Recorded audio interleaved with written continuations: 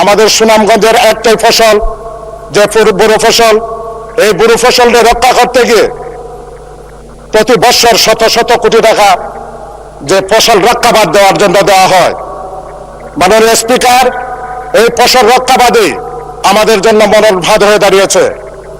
এই বৃষ্টির পানির জলাবদ্ধতার কারণে আমাদের হাজার হাজার শত শত হেক্টর জমি এখনই পানির তলাতে বিলীন হয়ে গেছে।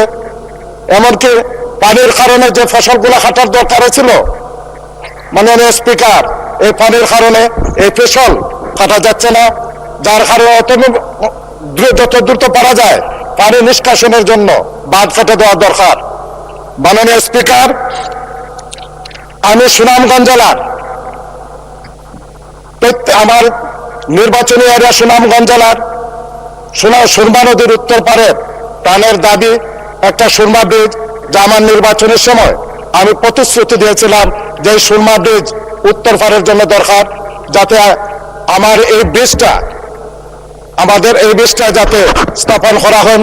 এই আবদারের মাননীয় সংসদ স্পিকার আপনার মাধ্যমে। মাননীয় স্পিকার, আবার নির্বাচনী এলাকায় শুল্ক স্টেশন পুনরায় চালু করার জন্য, যেটা সুনামগঞ্জ এবং বিশম্বরপুরে ডলুরা স্থানে অবস্থিত। মাননীয় স্পিকার, সুনামগঞ্জ সারা বাংলাদেশের সাথে একটি মাত্র রাস্তা, যা সিলেটের মাধ্যমে যোগাযোগ করে আমরা, এর কোনো বিকল্প রাস্তা নাই।